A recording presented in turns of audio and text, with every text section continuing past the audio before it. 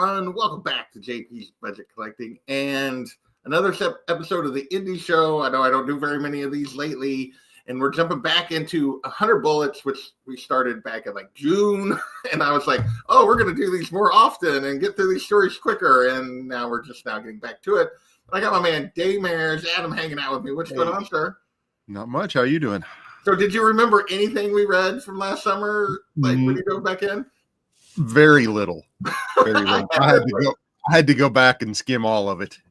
Mostly names. Like I kind of remember characters and stuff, but I was like, wait, which name?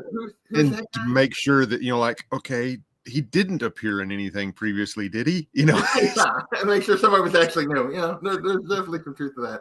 But luckily tonight we got our 100 Bullets expert, obsessive, compulsive. He's read it like 37 times. I think he said. I think that's right. I don't think I'm exaggerating that.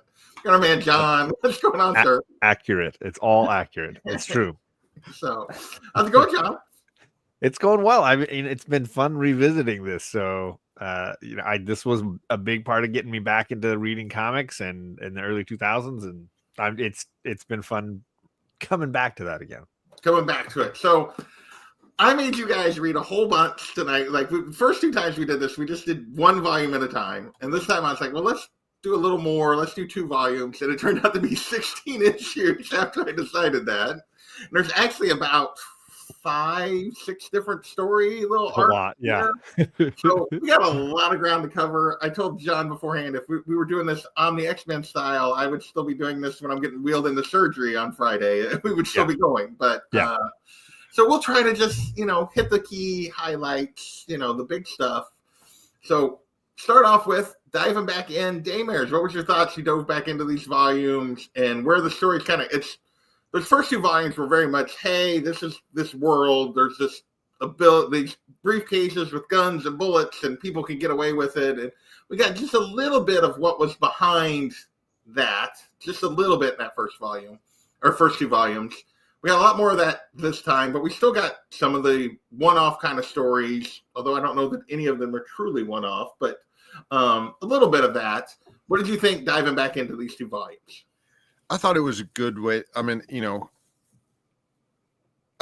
good mix of, new characters, if not short term, over the grand scheme of things, bringing in new stuff, fleshing out some existing stuff and, reoccurring characters. I thought it was a pretty good mix of all that.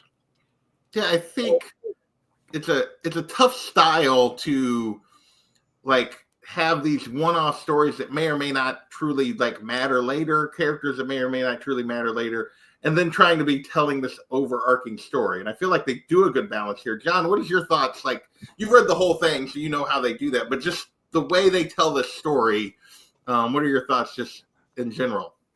I like the new characters that they bring in these 2 volumes. I think there's a lot of really interesting characters that are standouts that I found some of my favorites. And to your point, I think especially volume 4 does a really good job of balancing long storytelling and short storytelling. And I think that's the trick with this series, because you need those little one-off storylines because they kind of connect some dots. But then when we get a new character, you want to really spend time with them and get to know them. And so I think there's a balance there that the series is always trying to find. And I think volume 4 is one of the ones that works really well for me, at least.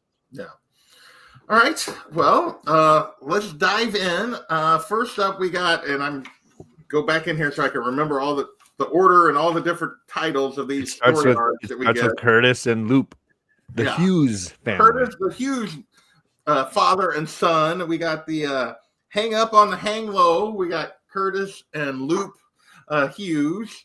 What were your thoughts of this story arc? We get Agent Graves is back at it. He gives we see Loop is kind of in the hood. He's not really into necessarily bad stuff at this stage, but he's on the periphery. And he's a kid that he's grown up not knowing his dad, and Agent Graves basically gives him the gun and information on his dad. And what did you think about this arc and where it goes? Because we also, at the same time we're meeting Luke, interspace, we're meeting Curtis, his father. What were your thoughts here on these two characters in this particular setup? Damers, I'll let you go first. So I kind of expected this to be a shorter one, whenever it started sort of like that. I expected it to be a shorter one than what it was, and I didn't expect to get the background on his dad. Yeah. That kind of surprised me. The connection back to the organization kind of surprised me. But overall, I liked the way it flowed. Yeah.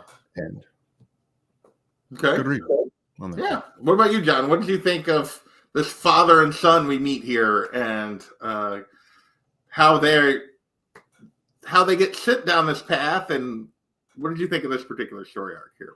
I think they're both very interesting in their own ways, and they both have their flaws and their qualities that you can appreciate. I like how, I guess, nonplussed the dad, that Curtis, nothing phases Curtis. He's pretty cool. He's pretty chill overall.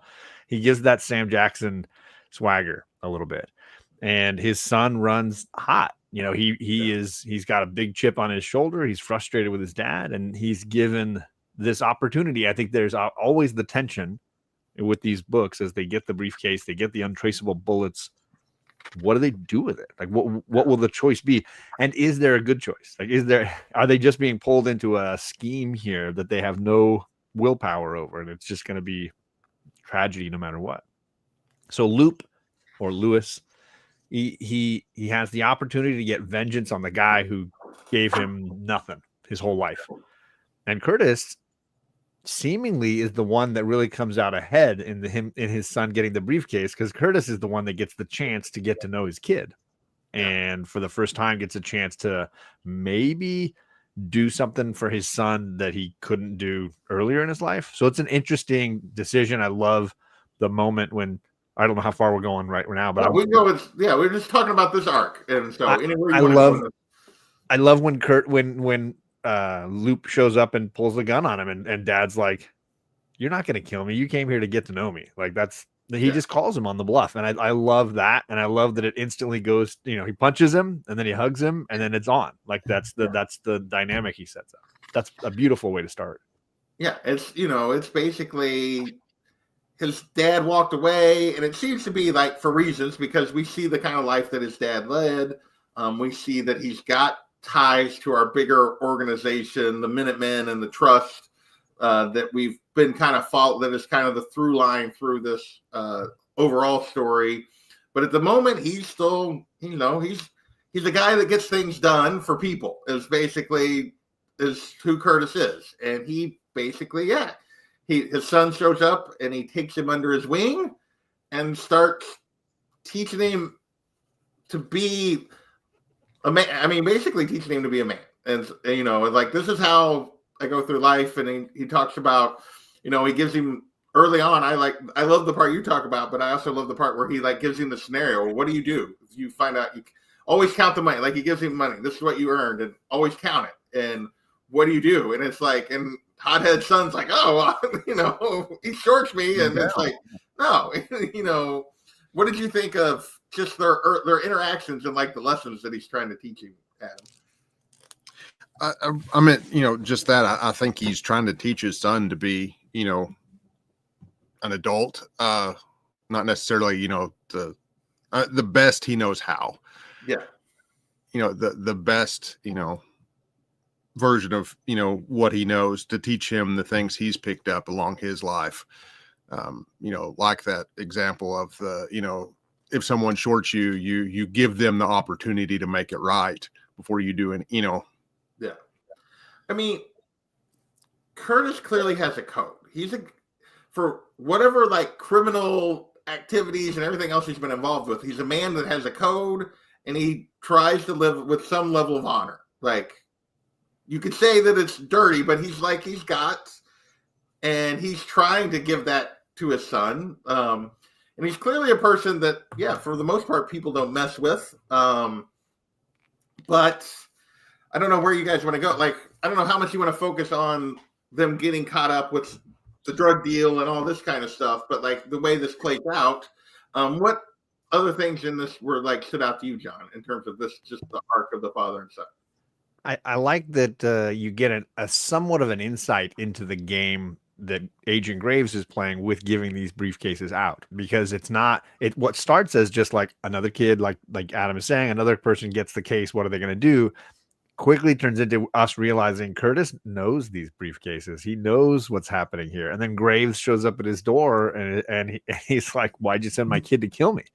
And I love that Graves has the balls to be able to like sit and have a drink with him after basically giving his kid a gun and sending him on his way. Like, it's very Curtis clearly has been on the other side of this briefcase game and is now a target and is finding his new role troubling and yet wants to understand what is the end goal here that Agent Graves is playing. And I thought that was a clever way to get us a new perspective on this.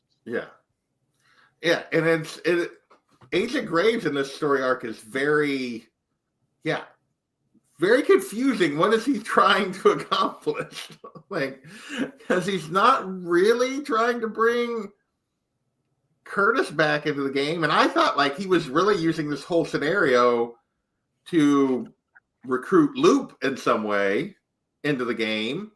But then at the end, he kind of like, and we'll get to that in a minute, but he in the end he actually ends up not necessarily double crossing Loop, but he basically like gets Loop put away for the thing he does without the bullets, and we'll get into. But so as we go through this, they're going through the thing, and basically they come across a bad deal.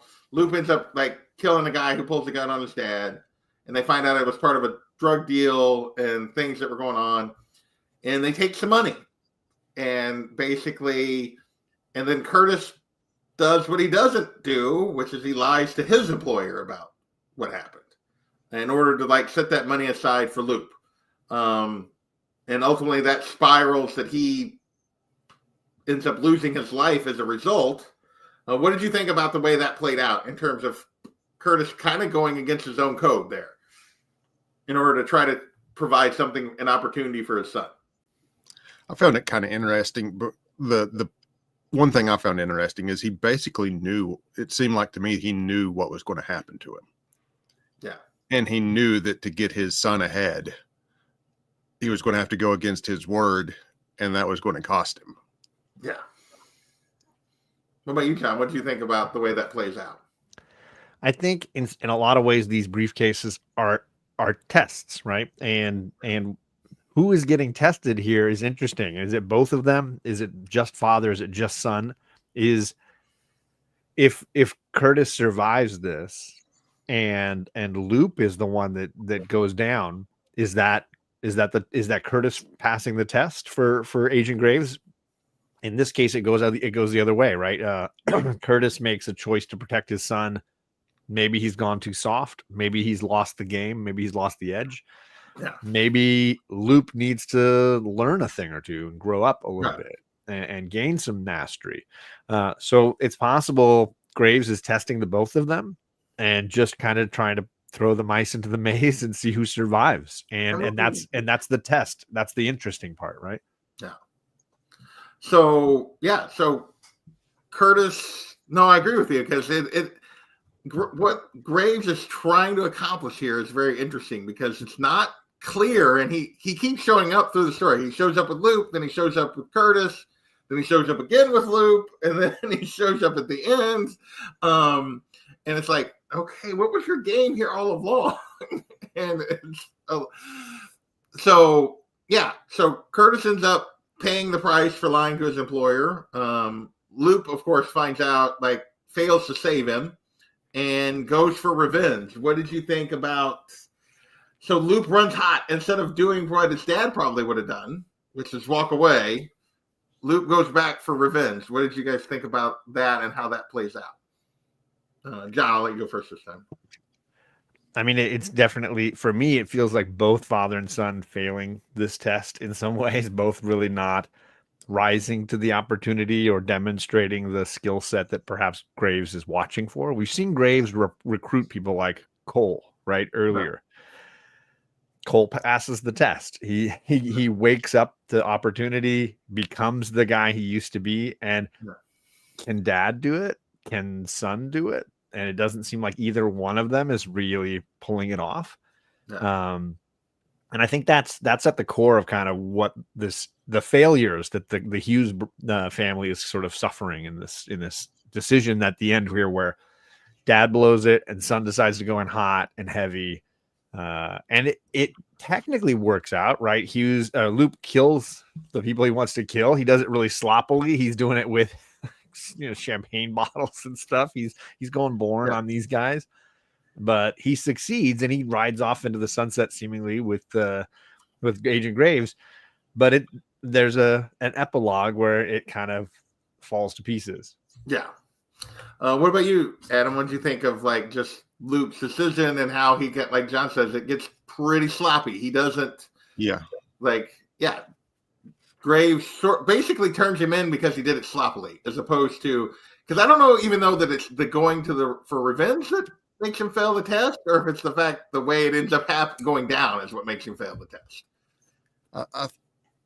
That's an excellent point that I hadn't really thought about. I sort of put it as, the sloppiness. It wasn't the revenge. It was the sloppiness, because the only thing he pinned him on was whenever he didn't use the gun, whenever he didn't really follow by the rules of the game. Yes.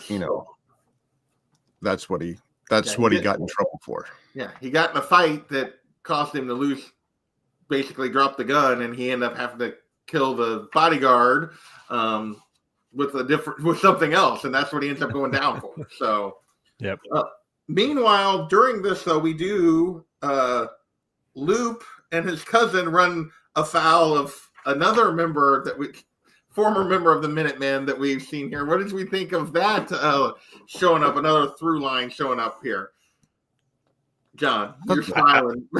I love Lono. He is such a prick. He is such an a-hole. Like he is the guy that will absolutely get the job done, and it's going to be graphic and it's going to be brutal. And he takes pleasure in it in a way that the others don't seem to even necessarily. There's a sadism to him, absolutely. And I love Lono's on screen. Yeah, he reminds me of gosh dang it, I'm going to blank on the actor's name. From Reservoir Dogs, the one that's like got the police officer and he's like dancing as he's like, Mr. Blonde. Mr. Blonde, yes, but I can't think of the actor's name. But like that is who Lono reminds me of. Like Michael Madsen, yeah. Like Lono is that character, is Mr. Blonde. Like he's gonna be like, oh, he takes pleasure in what he's doing. Yeah. In a way that And I love when Loop tries to use the gun on him and he's like, oh, you got the magic gun. Like, oh, I see what's going on here. Who sent you to kill me? Because I played this game. I've taken a bunch of these guns away from people. I know what's going down here. Because Lono has given up the game and he's playing his own game. He doesn't care anymore. He's not on anybody's side but his own. He's moved on. And then when he hears Loop's last name and he's like, oh, crap. I knew your dad. Oh, dang. Did you kill him? You killed the people who killed him. All right. Yeah. Well, he's he lays it all out for Loop, and he won't kill him. He won't just off him. He clearly feels an obligation either to dad or to Graves. We don't really know, but he feels some sort of sense. I think it's more to dad. Like I would assume because of his respect for who Curtis was. He definitely lets him go, and yet also lays some hard truths on him, lays some brutal truths on him, but then is like, this, I'm not helping you, but I'm not going to kill you either. I'm going to walk away from this whole thing. Yeah. Okay. Anything else from the Hughes family story here? Anything else you guys want to talk about before we move on?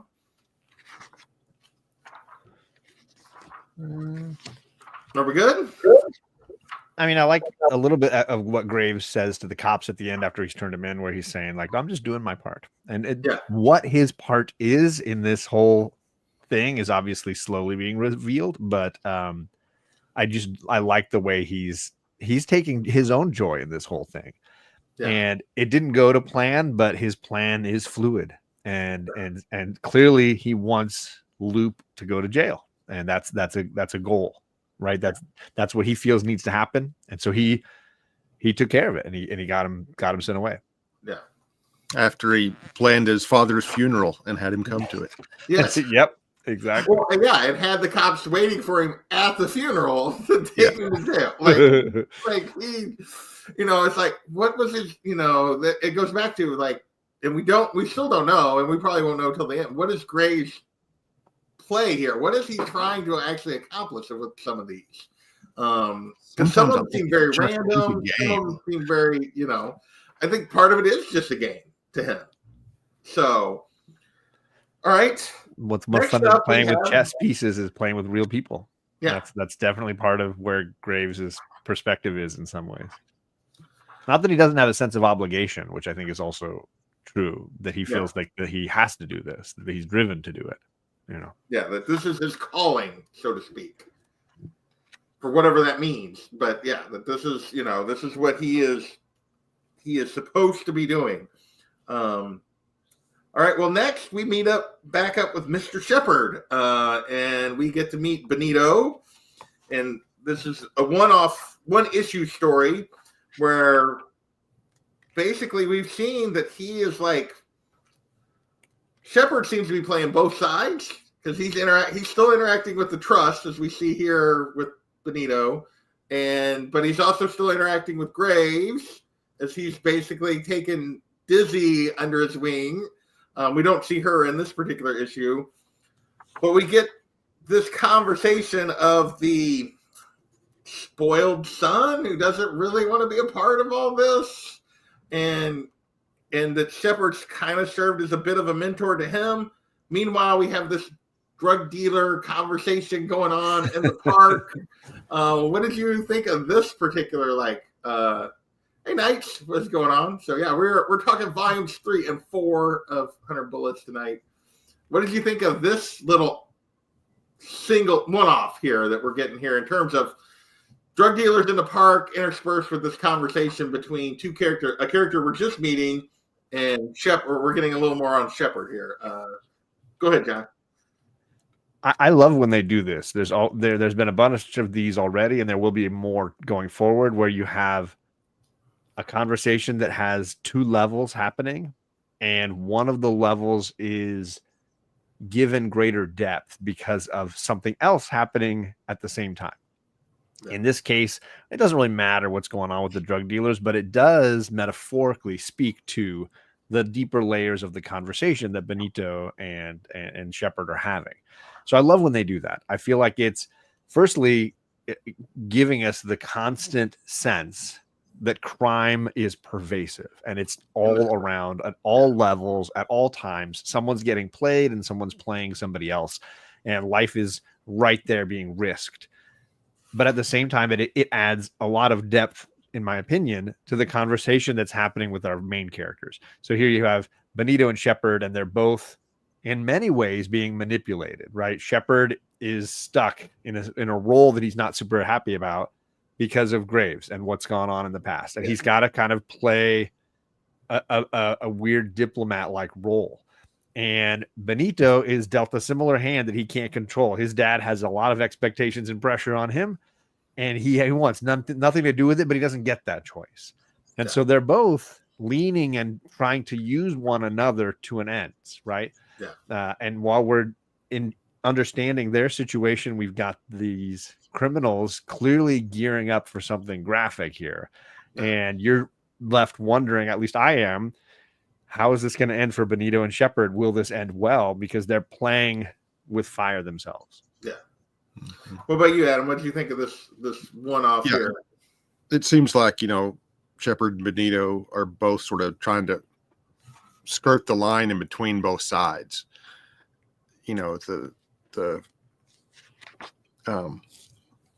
Make both sides happy. For Benito, that's his dad, and Shepard and everybody else. And then for Shepard, it's between Graves and the just forgot the name of the society, not the Minutemen, but the Trust. The Trust, yes, the Trust, and and making the Trust happy, but still not going against Graves and his game. Yeah, it's basically, we get a little background on this and we've kind of gotten a little bit, but we get a little more background on the fact that, the trust now is well aware that Graves is still out there playing his game, and that they were all shepherded basically at some point told them, oh, they're all dead, don't have to worry about it. And so Shepard is still trying to play both sides here. Like, well, I saw a body. And then he was like, you didn't see bodies. You didn't, and it's like, but it seems that the trust still needs him enough that they're not willing to go after him yet, or Shepard just yet. But it's, he's definitely walking a fine line. And Benito is basically stuck in this world that he really doesn't seem to want any part of. Or to see, he doesn't seem like he's even got a lot of skill, because if you look at, he's constantly saying things that are either inaccurate or just naive. And at one point when they're leaving the park at the end, he's like, oh, this place has gotten so much safer. Yeah. And as a reader, we're like, you're an idiot or you're ignorant or whatever, because clearly you're not seeing the world as it is. And then Shepard is, because when Shepard's leaving the park, he knows exactly what's about to go down. He's like, we should get out of here. And he sees the criminal coming up with a gun. He's like, good luck. He knows what's happening on a lot of different levels that Benito is unaware. And again, that metaphor plays in real time, but also in a bigger scale as far as their conversation. Shepard is actually aware of what's happening in the park the whole time around them, and Benito's just having a conversation with Shepard. Yeah. He doesn't, and he really makes that naive statement. He says, "It's a hell of a lot safer these days. The whole city is better." And Shepard says, "You think so? You think so?" And then, and he says, "I suppose it is, Benito." And then he says, "For some, for some, it's safer for some." Yeah. Also like that, he's so aware of what's going on that he tells the one guy that's fixing to go do the shooting, good luck. Yeah. And, all, the other two parties are confused. Benito and the shooter are like, what? Huh? Yet he knows, For sure. All right. Anything else? Or are we ready for Jack? I'm so ready for Jack. So, and Kenneth Bird. Hey, what's up, Kenneth? Hey, Kenneth. What is happening? So the next, 2 issues? Is it 2 issues or 3? It's 2 or 3, yeah. So it's a shorter one. Yeah. Shellfish and Out to Sea is we basically meet some druggies. And one of them has gotten a gun. And he is telling his supplier, dealer, fellow crackhead, they're not sure exactly what these two's relationship is. It's like, hey, yeah. And the guy's like, where'd you get this gun from? And he's like, oh. He's like, who would give you a gun? And so he's like, well, let me tell you. And it basically, can we get background on Jack? And he's basically a fuck up. I mean, and has been his whole life. And we don't really ever really see, initially, we don't see who he got the file on. Who the person that did him wrong is. And so we seem staring at the picture, but we don't really see it. And he's basically talking about that he got fired after this happened. And then he tries to go back and get his job. And then he ends up going back to his girlfriend and then his family. And this druggy guy is through this whole thing. It's like, dude, this story is boring. What is going on? There's nothing here. What is the story? Before we get the reveal at the end, which is he's been killing all his fellow druggies with it because the photo in the briefcase is his own.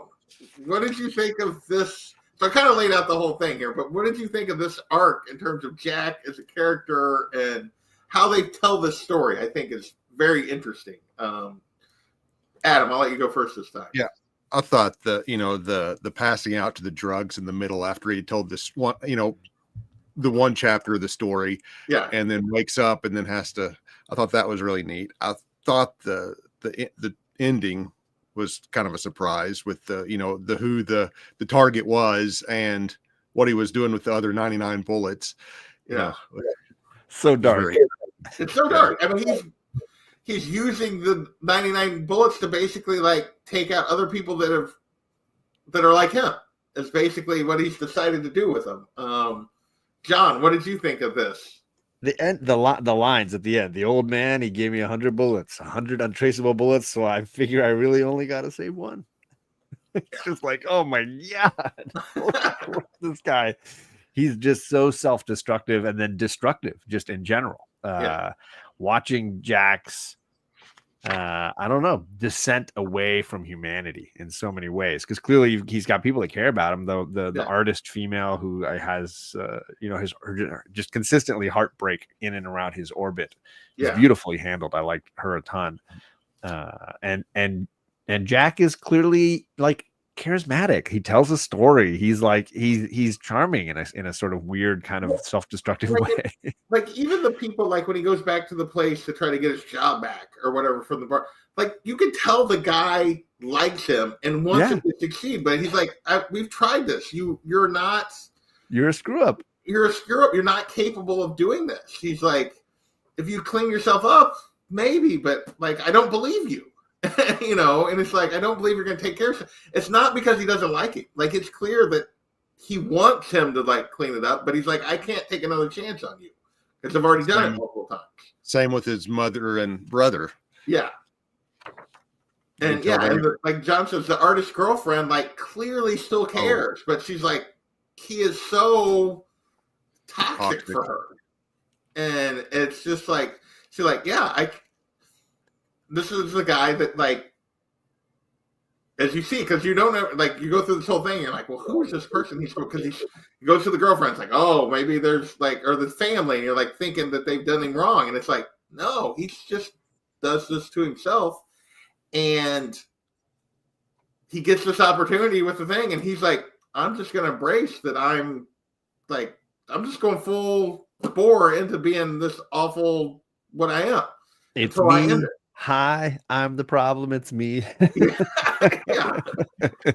And he relishes in it in a way. Like he just is like, I know the truth and I can't fix me and I don't know how to fix me. So what I'm going to do is just screw everything else up so that it's like me.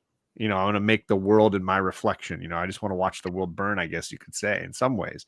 But it's a very Shyamalan kind of ending for me. If you go back and watch it, you can see that it's all the evidence is there that it's got to be him, that it's got to be he's been given a bullet for his own brain pan. Yeah, but how did that conversation go? We're in that briefcase. Like, here's a gun and 100 bullets to kill the person that fucked up your life, and you open it and it's you. It's just a mirror. Like, no, I mean, you'd think knowing what we know about Jack now, I feel like it probably was a fairly easy conversation to have, in that Jack is incredibly self-aware. Like he is 100% aware that that nobody else is deserving of that bullet but himself. But he can't bring himself to do it. He's a chicken at the same time. He can't bring himself to just use the one bullet. He's got to use up all 99 other ones. Well, he's using up the 99 other ones on people that clearly remind him of himself. Oh yeah, good point. It's like these are clearly substitutes for pulling the trigger on himself. Yes. He's like, basically, you're other druggies. I'm just gonna And then, I mean, there's he's used a few. there's a pretty good pile down there. It's bad, yeah. And the whole time his buddy's like, God, it smells awful around here. What's that smell? Yeah. Yeah. All right. Anything else on Jack before we move? You guys are you ready to move on here too? I think Megan and Benito are back. We're in Atlantic City next.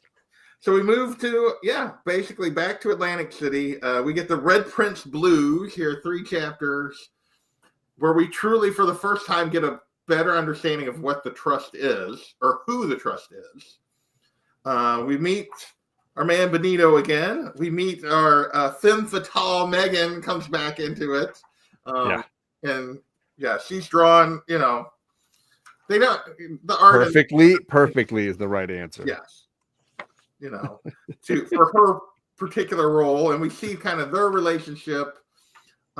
We have a little bit of a side character with Hank, right? Yeah, Hank, which is just basically down on his luck person that lives in the city that playing in a poker game probably above what he should be sitting at.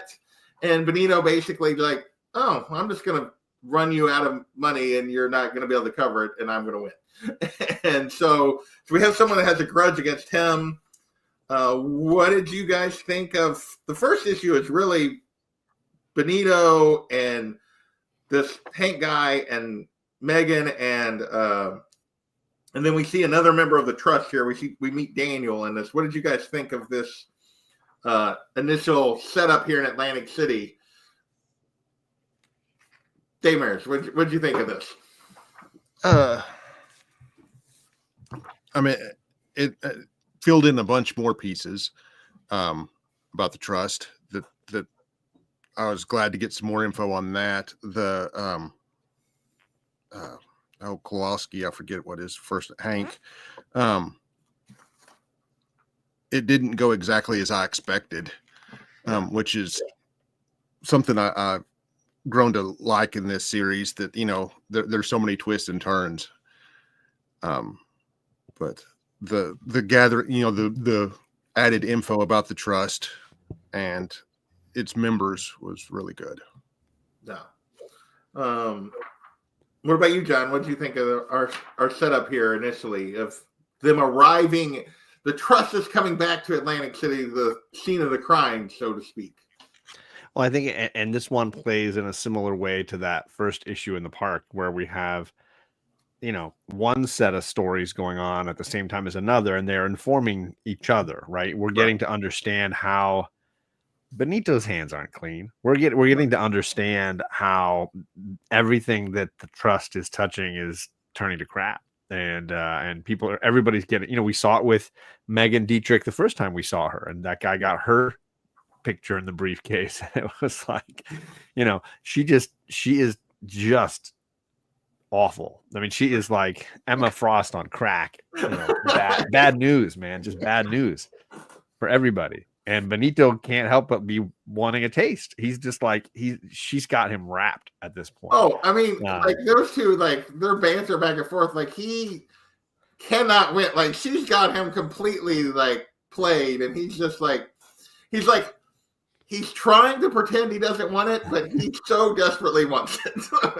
Like, which is similar to Hank and Benito, right? Benito has Hank beat all the way along. Like there's no moment where you think like, oh, Hank's going to come out on top on this thing.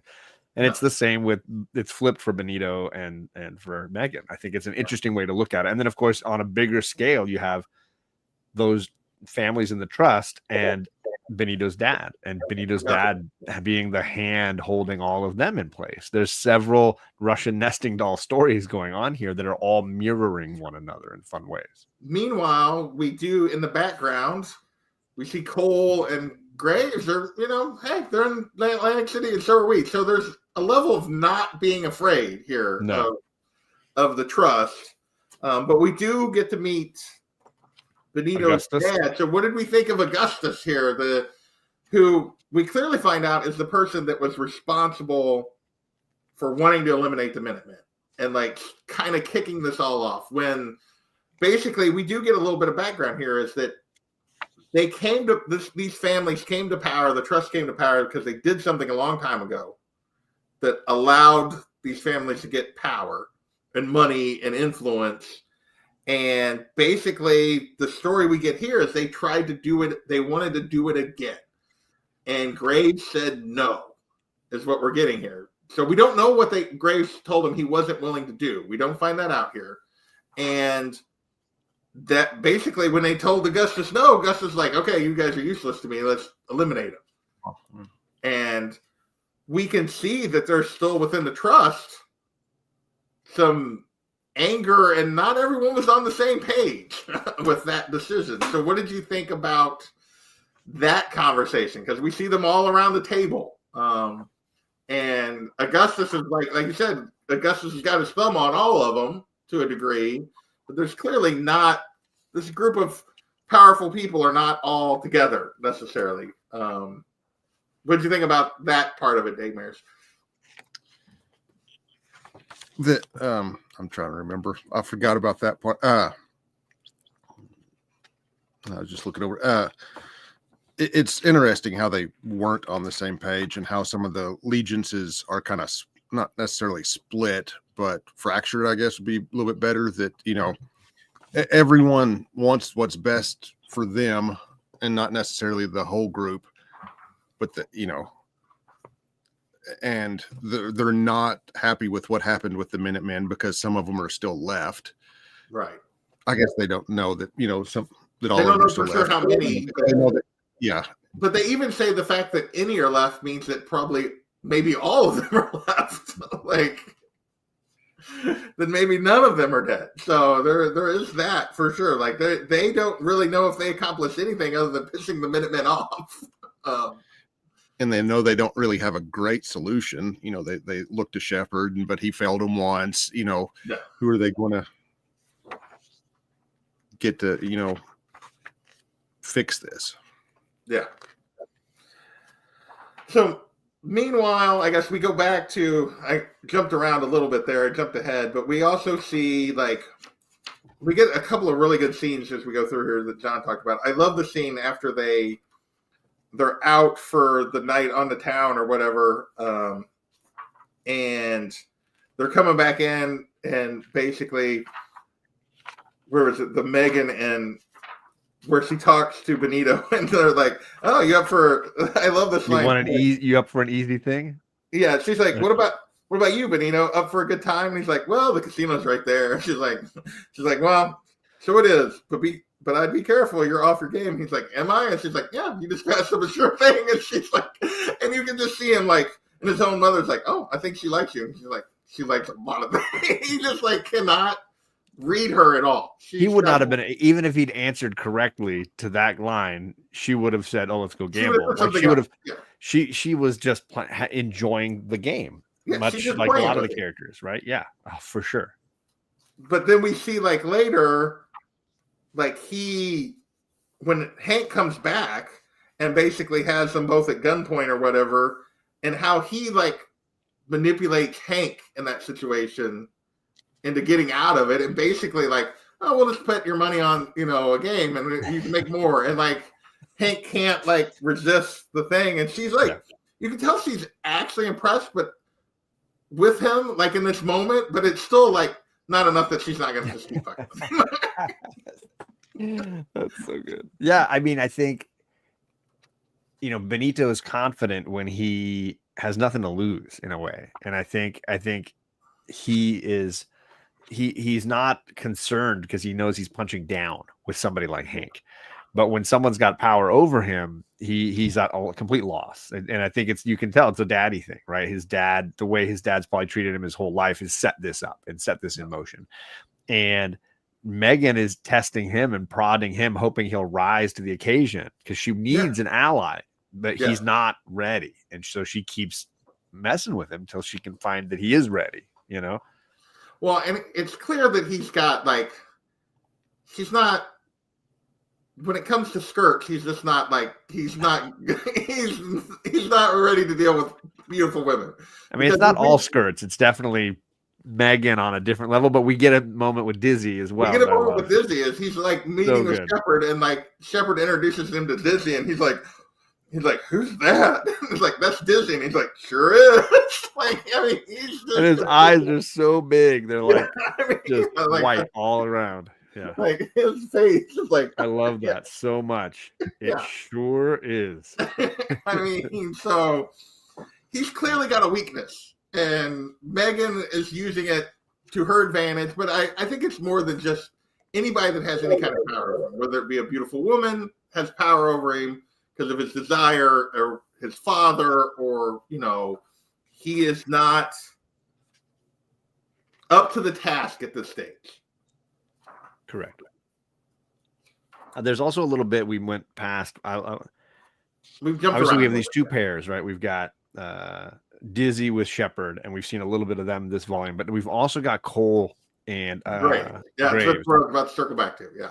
And I love that we will often in this series revisit the night when the Trust and the Minutemen officially split ways. And it happened in Atlantic City right there on the water. And we get this shot, I don't mind holding mine up here, where you see where is it? Yeah, Cole staring down at the water on the end of the like jetty or whatever. And we've revisited it a couple of times already when Cole had his flashback and realized his place. And they hide from us whenever we visit it. They hide from us who the other Minutemen are because we haven't met them all yet. They haven't been revealed to us. But as we meet them and as they come to be awakened or to rejoin the fold in some way, we'll start to add to the background a little bit. And I think this is a fun moment because it is very like reflections in the water, and they all are returning to the scene of the crime. It's been said. The Trust is feeling it. Graves is feeling it. Shepard's feeling it. Cole's feeling it. And I like those moments because it's like a consistent touchstone for the series. Yeah. I mean, you get here and it's like Graves finds Cole down at the water. He's like, I thought you might be here. Bring up bad memories. And he's like, not necessarily bad, more frustrating. We got unfinished business, boss. And he's like, that we do. And then, and so you get that moment with them, and it's followed by, it's like, he's like, basically, it should be a quiet night. He's like, oh, yeah, no fireworks on our dance card. He's like, not tonight. We wait until all 13 families are in town when they feel they're strongest. Then what? Then we touch them. And, so there's clearly this, Graves is out to get payback. And in some way, shape, or form for what, what the Trust did when he told them no and what went down in Atlantic City. And we see that, like, in the meeting of the Trust, like some of them, like Daniel, are like, Graves is a threat. And Augustus is like, oh, he's not important. He's not, he can't really hurt us. And like, he's minimizing the threat that he created when he made the decision to eliminate them. He's like, oh, it's not, we don't have to worry about that.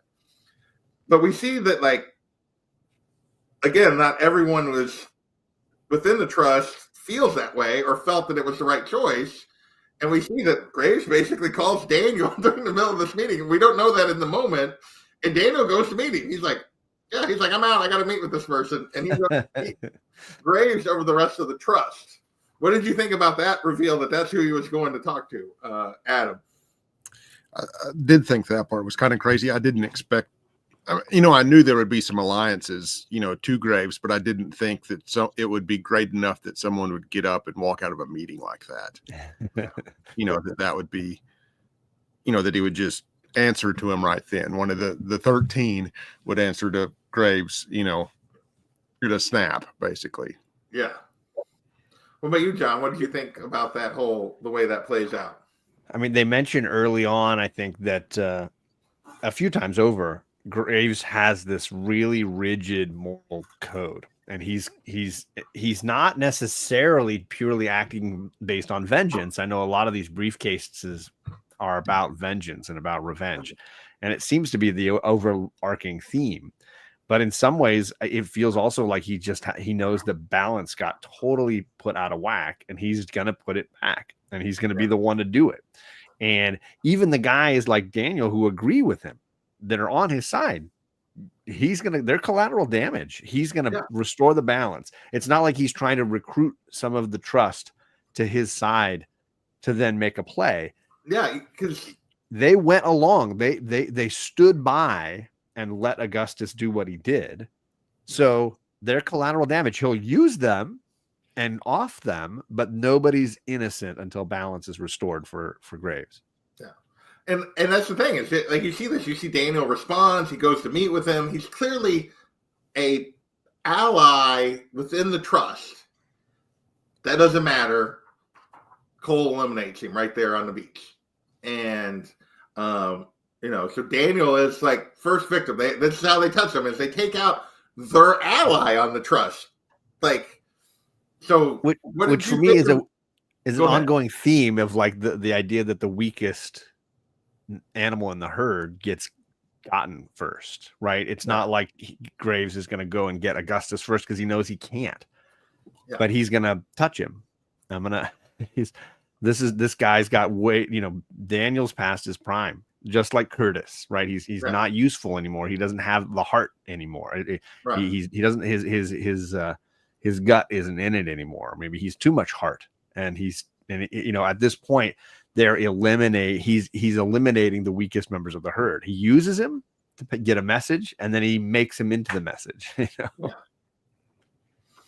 What about you, Damon? What do you think of the way they take out Daniel here? This choice.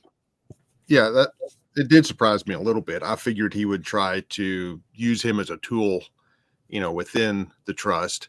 But, whenever you think about his code and stuff, that, he wants to probably try and set the world right, or, that Nathan really isn't playing by, his rules. It kind of makes sense. No. Okay. Anything else from Atlantic City you guys want to talk about? I did think it was kind of interesting that whenever Benito gave him the winning, gave him the lottery or the gambling ticket. That he was going to gambling ticket. Yeah, made the bet that it was the opposite of what he was going to do. What the guy wanted to do. Yeah, he bet the opposite. Yeah, because he knew that would win. Yeah. Well, yeah. And Benito's clearly on the up, right? He knows but does that mean Benito just lost in the competition with Megan? Does she now look at him as soft? Because he certainly beat the guy, but did he win the bigger game? And so does she view that as soft if he had bet on the loser and forced him to... if he bet the way the guy wanted, knowing he was going to lose? Yeah. Or how does she she respond? Because she responds with a little bit, she gets kind of like disappointed in a little bit of a way, like where I get the sense that she is not happy that's where he put the bet. Yeah, because she's basically like, that was brilliant. And, she's like impressed. And he's like, think so. He'll regret for the rest of his lonely life. She's like all into the fact that she's happy about it. She's like, wow, you've got your dad's, bloodthirst. I didn't realize it was in there. He's like, of course. He's like, think so. And she's like, of course. You said himself he bet on the wrong team. And he's like, I did, didn't I? Must be why I put his money on the Lakers. And she's like, wait, you gave him the money? He's like, no, I gave him a choice. And like, he has clearly not been completely like influenced by his father. Like, he's like, okay, like I'm gonna get he's not necessarily wanting to hurt this guy just because he can. No. Like, he had power over him. He played with him, but he didn't necessarily like hurt him just because he could. Whereas Megan totally would have been like, yeah, no. Like, I'm going to stomp on you and just twist a knife. I mean, Megan ruined one person's life just because they got drunk and had fun, Yeah. And Megan was trained by people like Augustus, and Benito's been trained by Graves and Shepard. You can see the influence of Graves and Shepard in the way he acts and the way he plays. And Augustus is far more aligned with Megan and the way that she plays this game. Well, and also Daniel lays it out that Megan was forced to play the game much earlier. That Benito's been allowed to stay in the background, where Megan had to like step up sooner. So she was forced, and part of the reason she resents him is because that like he doesn't appreciate the fact that he didn't have to like step up. He's just, taking that for granted. So yep. 100 into a Netflix show. I'm sure Don would like it. Yeah, when I read this back in the year 2000, I was like, I want Clint Eastwood and Tommy Lee Jones playing Graves and Shepard. That's the duo I wanted. Now those guys are too old 25 years later, so I got to see who can play them now. Figure out who could do it next? Yeah. All right. Are we ready to move from Atlantic City here? To Gay Paris. Back to Gay Paris and Mr. Branch. And we basically get an issue that is kind of a, hey, if you haven't been reading, or even if you've been reading, here's a reminder of what's going on, like who the players in the game are, basically. Yeah. And this is Branch basically tries to bang a French prostitute, and it doesn't go as well. That doesn't speak English, so he's telling her everything he knows in English that she doesn't understand. Yep. And we get some, his view on the players in the game, and we get some these almost completely different art style. Like they are, yeah. And they brought in these amazing artists. Yeah. So Jim Lee does Lono. Yeah. Well, we get Jim Lee later. We get Benito, and we get Megan full femme fatale. I love the Cole. Just The Cole drawing is so freaking. Yeah, this the Jim one. Lee of Luno. Yeah, the Jim Lee Lano one is obviously great, and the Cole one's right next to it.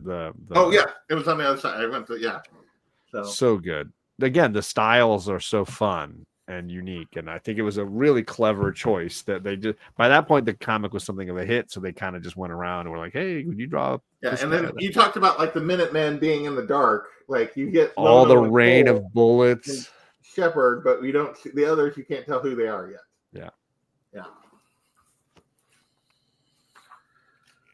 And through this, though, basically, as he's telling the story, he realizes where Dizzy fits into the game, or he thinks he does. He doesn't tell us, but he's like, "Oh, if you knew what Graves had planned for you, Dizzy, you would turn that gun on yourself." Like, is the way this ends. So I don't know how much there is here that you guys want to talk about, because it is kind of a overview of what's going on kind of thing, of like what we don't really learn anything new other than that Dizzy is in a precarious position, which I think we already knew. So any thoughts on this particular issue or chapter? John, what do you think? I love the way it kind of just like synthesizes information down to maybe a simpler form, while also still leaving us all the questions that they have for us. I like the variety of art that we get here. They list them all at the end: Tim Bradstreet, Dave Gibbons, Paul Pope, Jim Lee, Lee Bermejo, Frank Miller does the Agent Graves like close-up face drawing, J.G. Jones, Joe Jusko. Really great. I think it all popped really interestingly. And then you have this Lovenly guy. He's just such a putz. And he gets played. Like information that. And he gets totally played at the end by this woman who clearly speaks English and has been listening the entire time, and takes all of his money and hears all of his facts and then, bails on him. Yeah. She's clearly, the question is, is he going, she's clearly been, like you said, playing him, and she understands everything he said, although maybe not actually understanding it. You know what I mean? Like, right. She doesn't really, the context is maybe. At first, I thought maybe she was sent, and then it doesn't seem to be the case. That she's just like ripping him off. So, what about you, Adam? What did you think of this particular issue? Anything that stands out to you other than the art? Yeah, the art I thought was great in this, and the simplifying the story to now up into an episode, along with not much more info, but the like Dizzy, if you knew what was in it, you'd turn the gun on yourself, stuff like that. These little bitty clips that add a little bit to it, so it's just not a rehash. Is a good setup. Mm-hmm. And I think it's a useful, like, I would guess if you were buying these at the time and you got this one, you might be like, what the heck? Like, but even in this format where we're reading it in big chunks, the way the story is told, because it jumps around so much, I do think this is a useful use of an issue. I mean, some people might be like, oh, you only had 99 issues, so you had to do one of these kind of thing. But I do think it's like, it is worthwhile, even if it is a little bit, like, oh, we're gonna give you the, what was it, like you get on the old school like a recap, the recap episode. Yeah. We're giving you a full blown recap episode here. Well, and like the X-Files did, that you sometimes have the like, oh, this is an ongoing plot line, that this is going to be one piece in the greater story, or is this going to be a one-off? Is this going to be a monster of the week kind of thing? I think there's a little bit of that happens in 100 Bullets, where sometimes it feels like, oh, this was just a palate cleanser, and then the next is like a juicier main course, and there's a little bit of that all the way through. And I think, having read it a few times, I'm comfortable with it. I just know that that's the way it rolls. Kind of like watching the X-Files. After a while, you're like, oh yeah, this is a monster. If I'm ready for a monster of the week episode, then I'll be happy, and it's not going to be a part of the bigger mythology, Yeah. Well, speaking of monster of the week, we get our next issue is It's Joe DiMaggio. What are you talking about? Yeah, Marilyn Monroe. We get idle chatter, and we basically get a not even thinly veiled Joe DiMaggio, Marilyn Monroe, JFK story or 100 Bullet story, which is a fun diversion, like down a path. I mean, I think it's like it's a fun. I think really the main thing is like Graves has been doing this for a long time. It's really what the point of this is, and then they just do it in kind of a fun, interesting way. What did you think? How quickly did you realize this is Joe DiMaggio, Demers? Relatively quick. I mean, not instantaneously, but that was pretty obvious, especially whenever it started talking about her and stuff. Yeah, I mean, it could be just generic baseball player until they start talking about her, and it's like, oh no, okay, this is the story they're telling. So yeah, we get basically the story is here. There's a guy in an old folks home, and he sees Agent Graves walking down the thing. He's like, "Hey, do you remember me?" And he's like, "Oh, yeah." And he's like, and basically start talking it through. What did you think of this one, John? What did you think of Joe and Marilyn and JFK here? This take on it. It feels like the entire plot of Department of Truth in some ways. Like it's just like a ridiculous respin of history. There's like presidential assassination conspiracy theories thrown in here. There's a lot of like juicy Americana kind of thrown in here. Yeah. And at the core of it is yet again Graves, I think, trying to restore a balance in some way. And it's hard to know whose side he's on, if any. If it's it might just be his own, like his own frustration with something. This president, this baseball player, this movie star, whatever. He feels like something needs a nudge, and he doesn't know how it's going to turn out, but he's going to be the nudge and allow an opportunity to occur.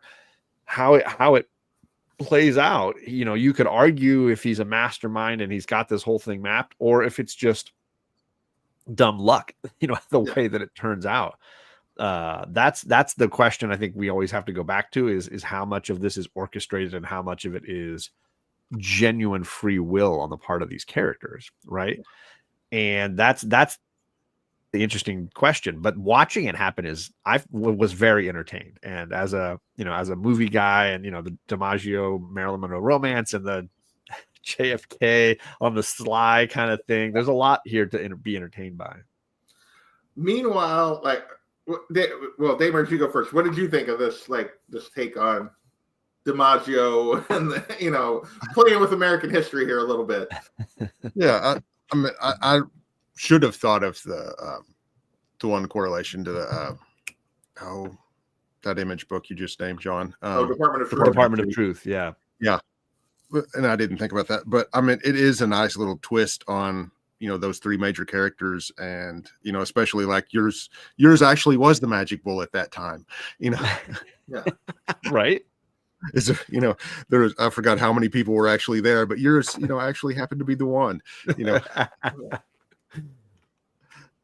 I also want to point something out that as a reader bothered me and then lifted me up with joy, which is this issue starts with Graves delivering a briefcase to a guy who is like wrapped like the mummy. He looks like he's had a really rough day. I was going to go there. Like in the background, we're getting a little subplot here that we don't get any information on.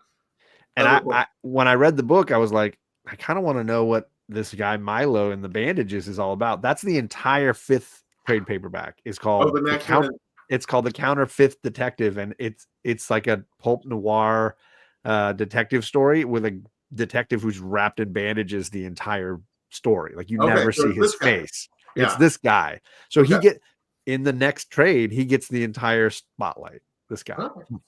Yeah, because we see that like the reason DiMaggio sees him is because he's delivering another gun. And DiMaggio now all these years later. Yeah.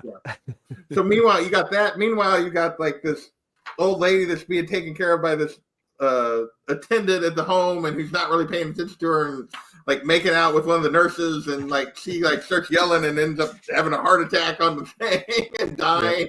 And like, so there's all this stuff going on in the background while they're telling this story. But I mean, basically, and Graves is like, oh, there was like, you do the math. There was 9 bullets, and there was like 4 shooters, and like, he's like, did you set that up? And he's like, no, you were the like, it just everybody showed up that day. Yeah, it's just bad or good timing, however you want to look at it. Yeah, and you can tell that it's eating away at Joe. Like he feels like the world was angry and heartbroken over what he did. And then Graves reframes it. And he's like, don't you think there were people upset about what he did to her, about how she died? Her. Yeah. You can't just look at one half of this and carry the guilt. You have to be able to see the other picture, which is obviously Graves's perspective all along, is he sees all sides. Yeah. All right. Are we ready for Willie Times? So the next story we get is basically we meet a gas station attendant named Willie Times and Wiley. Sorry, like Wiley Coyote. Yeah, like Wiley Times. Sorry. Yes, which is a hilarious name for me. Like it's one of the most ridiculous. Like there's no way a mom names her kid Wiley Times. Wiley Times. But there he is. Yeah. And basically we see a character that was from our very first volume, 8-Ball, shows up a little bit, like that we didn't know much about. But then Shepard and Dizzy show up looking for this guy. And what did you think of Wiley Times in this whole story arc, because there's some ridiculous shit that happens in this arc. Yeah. All of it. It's just like over the top. What did you think of this one? It was my favorite out of the bunch. Yeah, I'm so glad.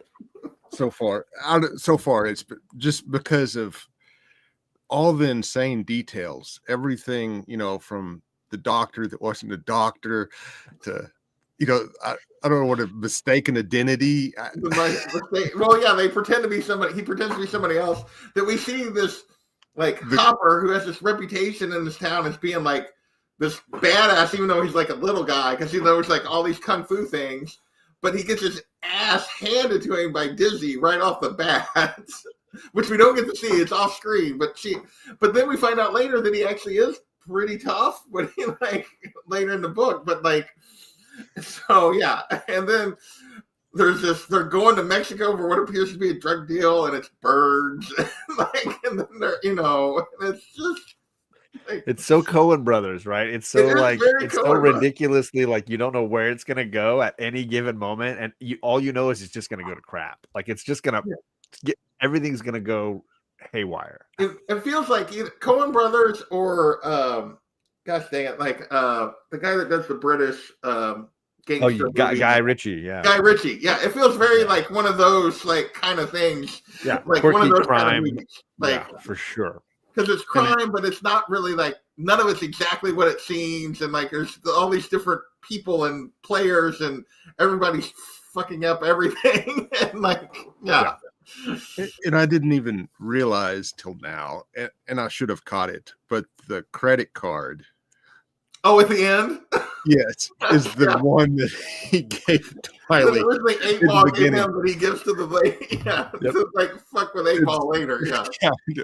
No, you pay. Wiley says I pay. Yeah. I love all the little details. I love that Wiley is like a complete fuck up. I mean, this guy, he can't do anything right. Everything just keeps getting screwed up. And he is he a fuck up, or does he just not care? He's very much the dude, and he abides. Wiley abides. And, and he's getting. Yeah, go ahead. I don't think he really fucks up. He's fallen forward so many times. Forward. It's which when we get the reveal at the end of why Shepard and Dizzy are there, which is Shepard knows he's Wiley is and we'll jump to the end of this in terms of the reveal here, but Wiley is a Minuteman. Yeah. But unlike Cole, he hasn't been we see Cole get woken up. There's a phrase or a word that wakes him up. Croatoa. Croatoa, yeah. Which And is the Shepard phrase doesn't know that's what the for those that don't know, it's the phrase that was carved in Roanoke, where the Yeah. Roanoke the colony vanished, and Yeah. Croatoa was the only thing that was found. It was carved into a tree. Yeah. And but Shepard doesn't know what wakes him up. Because But he's he with knows Dizzy, that and this is- Dizzy's, yeah, he and Dizzy have never had experience with Cole, and Cole woke up, but Cole's with Graves, so yeah. with Graves. So like Shepard goes to him, he's like, I know you're who I know who you are, Yeah. but I You don't don't know know how to me. make you who you are. And you don't know who you are, so Yeah. So like I'm with Adam on this. I feel like there's enough like the muscle memory subconscious is there that like he doesn't like he's not actually a fuck up other than like he like succeeds even though he's not actually trying. Like And now that I get to thinking about it, it's kind of like Cole was. Whenever Cole was, under or whatever, Cole was, an ice cream man. But he was the good drug dealer, right? Cole was selling cigarettes to kids, but he was like he had a heart. There was some goodness in him. He was trying to do nice things, and Wiley's the same way, right? Wiley just wants to be left alone. I mean, he's really like he works at a gas station and then he drinks beer and he just wants to be left alone. And like he gets pulled in, like Doc's like, I need like Hopper got Dizzy beat up Hopper. I need somebody to stay so we can get this deal and get this money. And Cole and Wiley's just like, all right. And I love the part where Dizzy's like, I thought today was your day off. It was. I guess I'm going with Doc. And he just goes along with so many things. He's always just kind of like, I'll just go with it, whatever. And whenever Doc was killed, Dizzy's like, well, was you, did you like him? He was like, well, we hung out a bunch. We talked about stuff. I guess so. And like they pull the deal or whatever at the thing, and what was it like? What that thing? I'm not remember the whole. Oh, when they get to like the booth or whatever, and he's like, I'm Hopper, and the guy's like, so I said I'm Hopper, like, and I said so. So this is the sixth booth from the left, right? The guy's like, dude, you're supposed to like.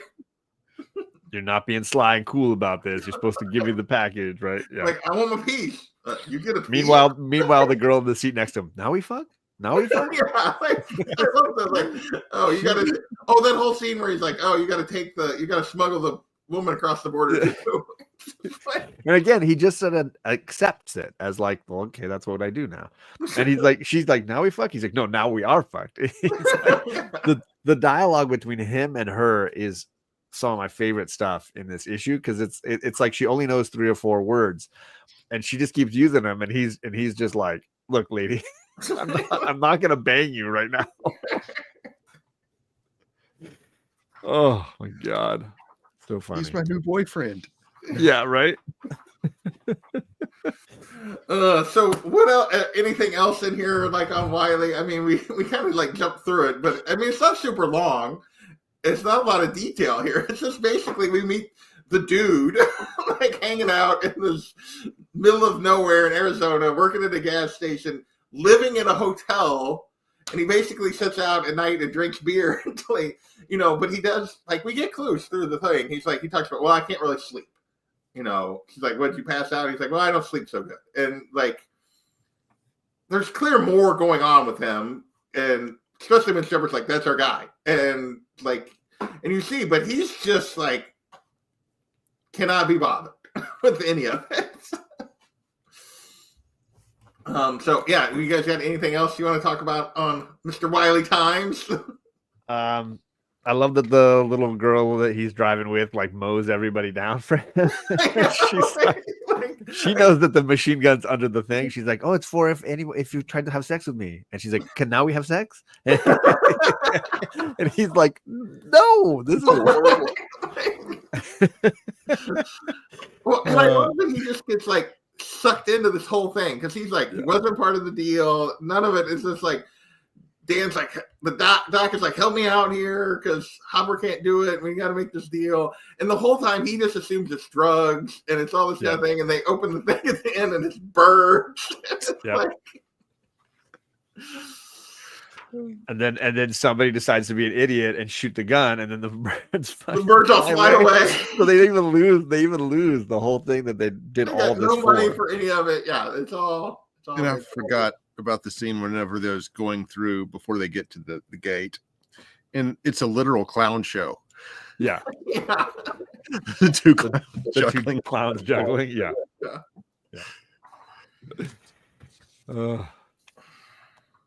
Good. So, all right. I mean, I'm glad you guys both liked it because technically Wiley gets almost the entire 8th volume and it's massive. Like it's a huge story. And it's my favorite volume, but just because I like his stuff.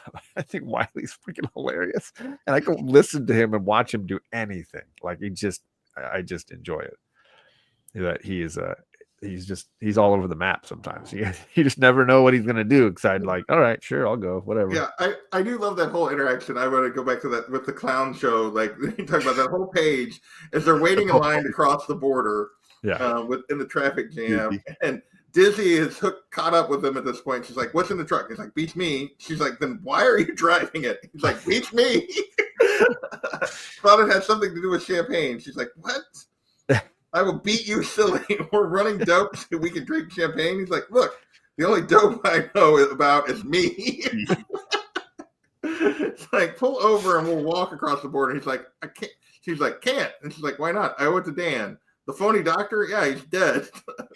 He's like, and he goes through this whole thing and then it's like, just like Dan. Fuck. And the girl's like, we fucking America? And he just like bangs his head on the steering wheel. I'm like, Christ! He's like, I can't.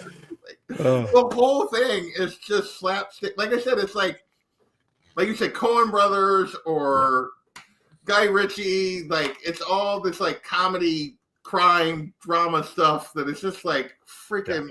Yeah, he's this guy that gets sucked into this. Only we know, in truth, like he's somebody who knows how to navigate all these situations, but. Like, it's just this guy that wants to be, like, it's literally the dude getting sucked into, like, it's the Big Lebowski is playing out here a little bit. Totally. Yeah. Well, I'm glad you guys liked it because I remember reading that story the first time and just being like, I really hope this character comes back again because this was a lot of fun. Yeah. And then I think, and it took a while. Again, this is the 4th volume, and I don't believe we see him till the 8th volume.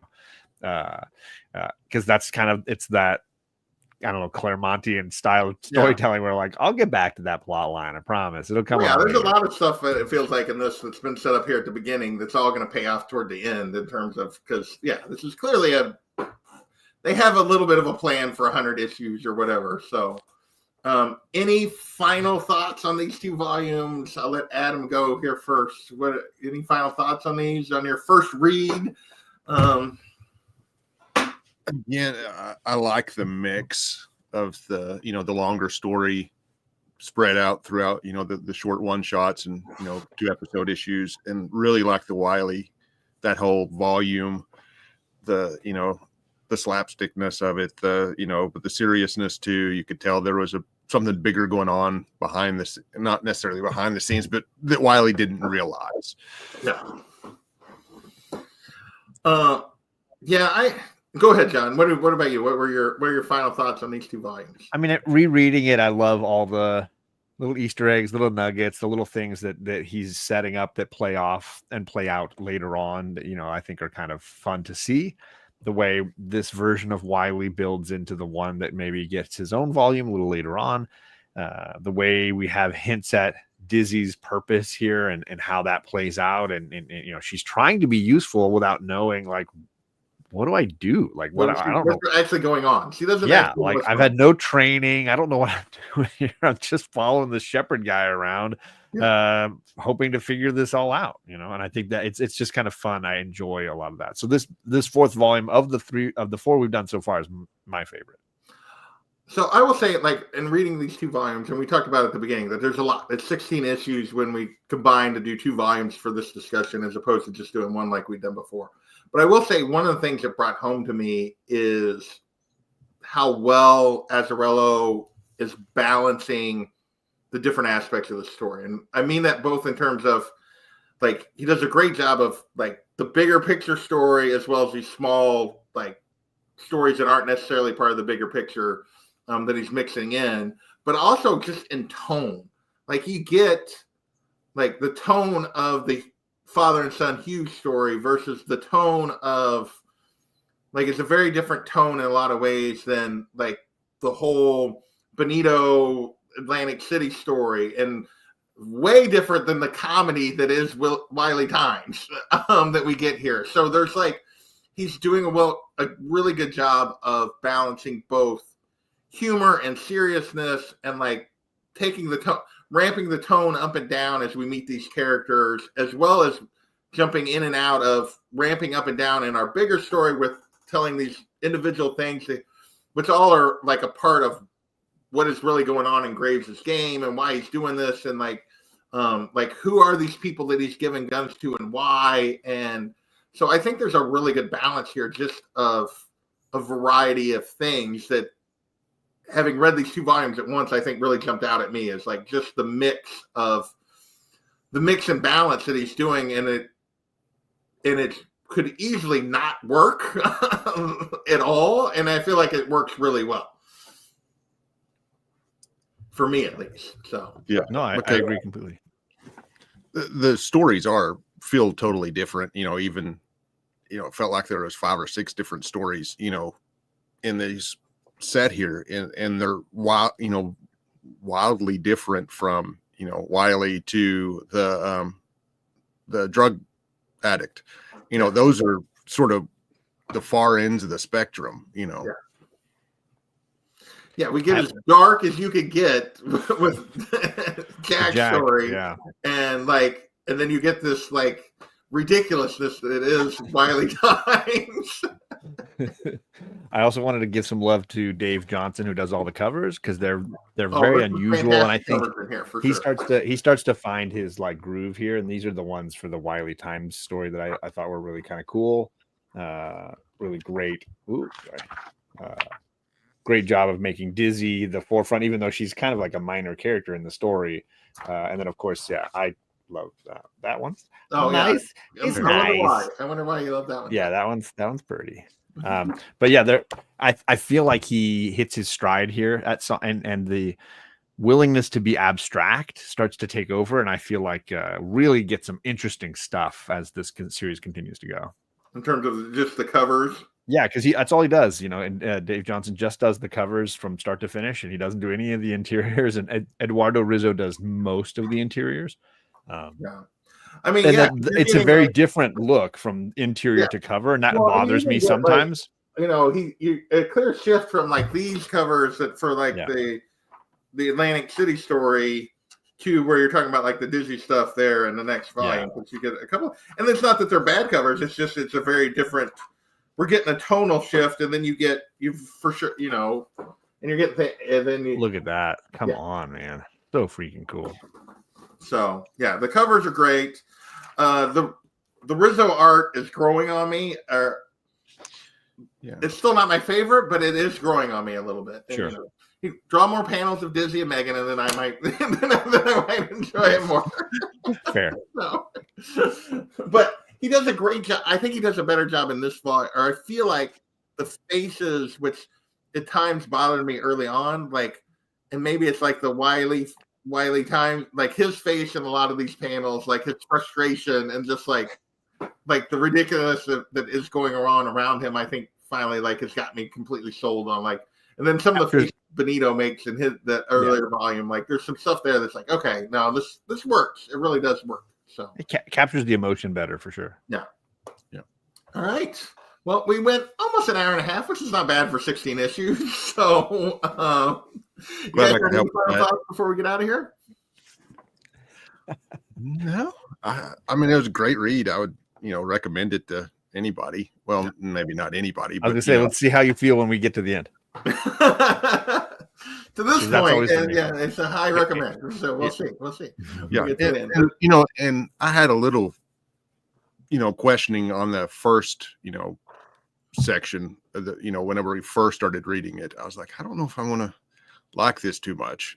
Dizzy's first story, There's a lot of, like we talked about, there's some issues with the way he uses dialect, and the way he portrays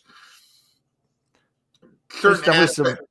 There's communities. There's some misogyny. There's some interesting racial choices and things. But I think when he gets to, he's at his best when he does genre stuff, where I feel like it's a good noir, or it's a good comedy, or it's got some genre that's really clicking. And I think that's when I think this series, which I think is the next volume, that Counterfeit Detective, it's a throwback to Raymond Chandler. It's a throwback to Chinatown and those kinds of things. And I think it gives a nice modern take on those types of stories with a private eye trying to solve the case kind of thing. And I think that's where I think he shines. Yeah, for sure. All right. Well, we're going to get out of here. I want to thank Alan for hanging out with us for a while, Gordon for being here, Nerdy Geek. I can't even speak. Kenneth Bird, Knight of Khonshu. Appreciate it, all of you, for hanging out with us. GT Key was in here early. Appreciate you guys for hanging out with us and listening to us talk a little bit about 100 Bullets. We'll be back sometime next month with a couple more volumes and keep going from there. So thanks, everybody. And with that, we are, maybe if I can find the outro, there it is, later.